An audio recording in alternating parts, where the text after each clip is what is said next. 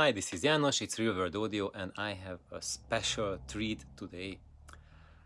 And my treat is that yesterday I've been to a concert, to a symphonic concert, and with my friends and family, and it's been a wonderful experience. And I did something a little bit more that only an audiophile would do, and I'd like to share those experiences with you.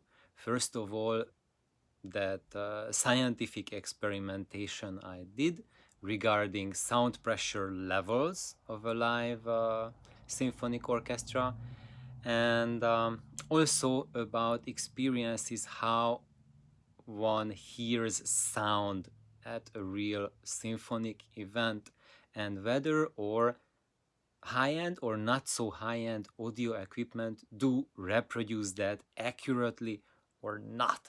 So I think based on this is already material for several videos, so let's see how much I can cram into a single video. But I promise to keep this very practical and give you some feedback from my friends, and of course that friend, or I would say not just friend but family, that I went with, he's also a musician, so he plays violin, or more accurately he used to play violin, and last few decades he stopped playing violin, but yesterday he said that maybe János, I really have the urge to take it up again and play again. It was so beautiful. So first of all, this is where I was yesterday. This was at the Moanalua High School's new concert hall. They recently built it. It's brand new, and for those of you who live in Hawaii, it was not just me, but all of us who went there, and I was talking to people, to those neighbors on the side, and they said that they also think that it sounds significantly better than Blaisdell, which is the main concert hall in Honolulu. So this is in Perth City, and if you see any concerts there, just go and listen. I really warmly recommend to try out this really nice, really new concert hall that was built for the high school, for the students to practice. It's just amazing. They have a better concert hall than the main concert hall, and it was the Honolulu Symphonic Orchestra that was playing yesterday, and it was beautiful. And as you see, there is a bunch of timpanis there. Maybe let's try to. Ah, you see? So we also had a Timpani Concerto, so I could really test what's the how those big boys sound live, and what's their impact, and on SPL levels. Because what I did is not just listening there, but I whipped up my cell phone, and it has an oscilloscope app, basically a sound pressure meter app that breaks down the sound SPLs per frequency in a 1/12 octave smoothing. So that's pretty nice, pretty tight bins, and this is how it looks like. So this was the actual frequency spectrum that I measured, and the red one that shows the actual level at the time when I made the snapshot, and the blue ones are the peak hold. So you can set their peak hold, and it means that it will count the peaks, the loudest beats of the music that happen. So basically that's how I listened to the first piece, and then it recorded this was around the end of the piece. So basically that was the loudest that the music was during the time they played. And how loud it was? Well, it has a scale there that goes from 0 to 120 dB, and you see it's hitting the 100 dB line there in the mid bass. What is that? Around around maybe like 80 to 100 hertz. There are 3 bars.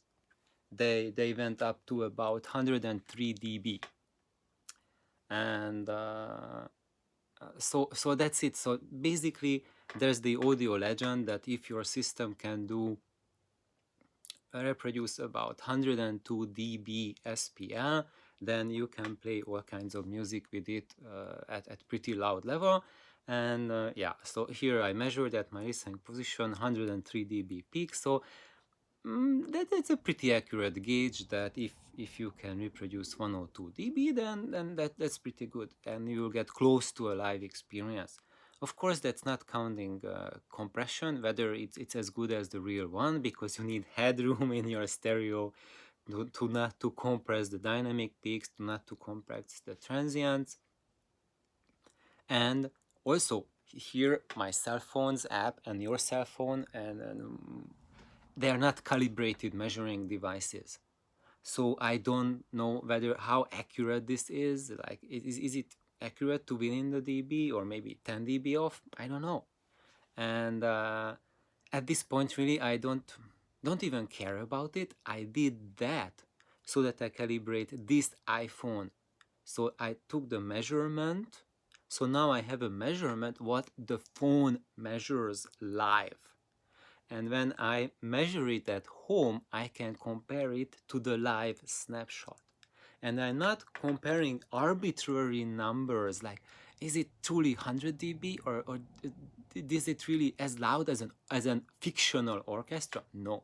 I will be able now to compare the measurement of a real event to what's happening in my room with the same device, with the same calibration. And that's something that's really powerful, and that's what I can recommend to everyone. If you are really curious about SPLs, about how is your system doing that SPL wise, then that's what I recommend. Install an app on your phone to measure the output, and then do the same thing at home and compare the two. And don't really worry about the numbers, whether it's exactly 100 dB or 89 or 110 or whatever. Just go with the experience, and then you can relate how your home experience compares to that experience that you had at the concert hall. And I think just by listening and by hearing, these values are quite within the expected range what I would expect, because there I was sitting at row 13, so not at the very front, a little bit more to the back, and this was the perspective from my seat, row 13, dead center, and it was a very good sounding spot, and those people next to me, they were an older couple, and they were like hardcore classical concert goers. When I go to classical concerts, I always see them at every venue for the past 20 years, and most likely they did that way before that, so they're not noobs at judging whole acoustics, and they were just like every 10 minutes they commented, wow, the sound is really good here, we picked a really excellent seat, and the whole is sounds super good. And so for that, I'm sharing that for those who say, oh, you have to be at the first row experience. Nah.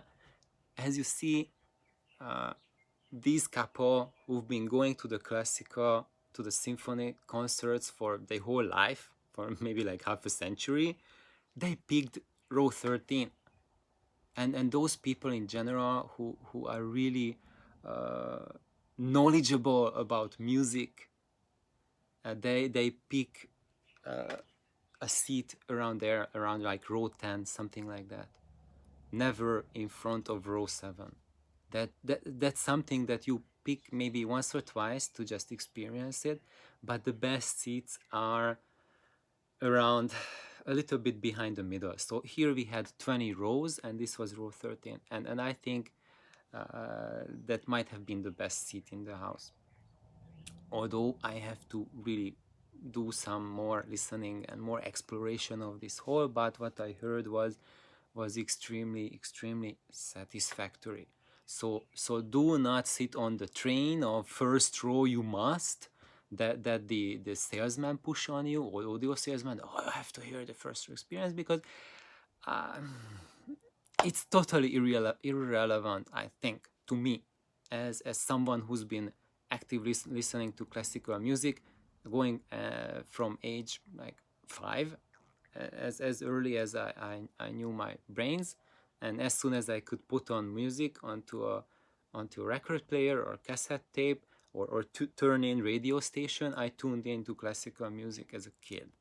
So I have some experience like relating to classical music, and going to classical concerts. And of course, the first advice on music I got was from my grandfather, who was an exceptional musician, performing in venues like this. And so what do I want to share more is that, as you see, I don't think that the readings that go above 4 kilohertz are accurate at all. And this is what I have noticed before at home, that the cell phone doesn't really register the higher octaves. So when we are going here, you see there's a massive drop in the reading. And I think the phone is just completely incapable. There's a big drop over there. You see, where is that? That's around 12 kilohertz or so. Above that, the phone's microphone, built-in microphone, cannot really recognize sound waves, and then the sensitivity just plummets. And what my ears heard is that the sensitivity is not plummeting there. The sound is there. Is just, this is the calibration of the microphone. The microphone thinks that at 16 kilohertz we heard only, wow, it showed 40 dB. 40 dB peak at 12 kilohertz. That's nuts. That's like soft speaking volume. That's the actual levels were like 60 or 70 dB more than that. So that's how the efficiency of the um, microphone is at those frequencies, just massively lower than the real one. I think there's also a loss of efficiency at the lower end, so the deep bass is not represented with that energy that actually happened. And as you see, if we go, let's say, below 100 hertz, there we see the energy dropping. And let's say that under 32 hertz, it's dropping back to like 84, 85 dB. I think probably we are missing at least 20, 30 dB there as well. So that's not accurate either. However, where it has some semblance to the accuracy, that what it's showing might be something relatable in numbers to what a calibrated meter will tell you, is from the mid bass on to the to the mid range, so like 100 hertz or so to like 4 kilohertz. I think this is like rather accurate. And then above a kilohertz and a half, so by 2 kilohertz, it's already dropping. And that's just because the phone is using the microphone in the phone, the built-in microphone, to do these measurements. It doesn't have a wideband microphone to pick up sound, but it can pick up enough to give you calculations, something that you can reference. Now, this was just a plain concert without the timpani. Let's add the timpani. So the next one I show is when the timpani was playing with the Timpanic Concerto. So what were the peaks there? What did change a lot? And you would think that there was a massive change in the low bass region, right? Like under 60 hertz. And no, the massive increase was at 240 hertz, 256 hertz. Look at that. That's it. That's the big change that the timpani brought on. It also brought on a little bit this region, which is like this is 64 hertz, 32 hertz, 128. So that's like a deep bass here, mid bass here. So it really brought up the deep bass, mid bass a little bit, but only just a few dB more. Not that much. You would think much more, because when you read about it, then you read that the timpani is by far the loudest sound that an orchestra makes. The whole orchestra can be easily drowned out by the timpani, and they can reach like 130 dB SPL at the instrument. So now here I was about 10 meters away from the musicians, so that means about minus 20 dB volume compared to what you hear there. But that's just based on the distance from the source, and that's not counting the effect of the room, because the room, as you go away, first you hear the sound softer and softer, but after a certain point the room will start to add its reinforcement to the sound, so it won't be minus 20 dB at my listening spot, it will be louder than that. How much louder? So according to the phone, look, that around 240 256 hertz region, that was about 116 dB. So that was like really loud, but it was just like a super sharp peak there. Other than that, in the mid bass there was also like 110 dB, but when those two peaks were there, those two sharp peaks, that was when he was hitting a specific timpani. Can I magnify it? I try to magnify it. So when I show this picture, and there's the one in the back, that one. So when he was hitting that one, that's when those two peaks jumped up on the SPL meter, and that was like someone not kicking you in the guts, but your guts hurting from the inside, and it's not just like an outside pressure, but starting from my belly button and shooting down a significant pain. First it just felt something like a kick, but when he was just repeatedly banging it, it felt like, okay, I'm going to get sick. It had that type of extremely strong energy to it. Luckily, he did not just beat a steady rhythm there, just some occasionally hit it, but it was like really painful experience. When he was hitting the other timpani, it didn't felt like a gut punch or someone kicking you in the chest, that thing that people want to go for when they build a car stereo or home stereo with subwoofer. Oh, I want to get the chest punch. There was not a single instance during the symphonic event where I felt a chest punch, but what I felt is the energy absorbed in my whole body. I felt like kind of like a punch. It was not a punch. It was like a surge from the inside. Very interesting feeling, and you should really try it out. And that's what really ties into my friend's review, how she summarized my cube audio void pipes, how the sound was with them, that she felt the music from inside. And yesterday when I was at the symphony, I had the same thing. I felt the bass from the inside, and it was not that punch. It doesn't feel like someone is trying to hurt me or rape me.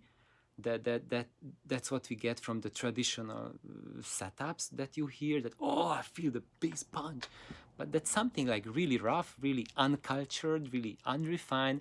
I think it's just super duper primitive to compare to the real thing, which feels like a surge, like your body is being recharged. There's like occasional discomfort with that drum in the back, that was uncomfortable, really. But other than that, the whole experience was just really healing, really taking me away to the world of music, world of sound. It was absolutely gorgeous. What else do I want to share about this aspect of the sound? I think that's all, folks. Um, so, and what else? I want to share something else. Ooh, but let's make that a different video because we are hitting 20 minutes, about the imaging. How is the image, and also about the tonality.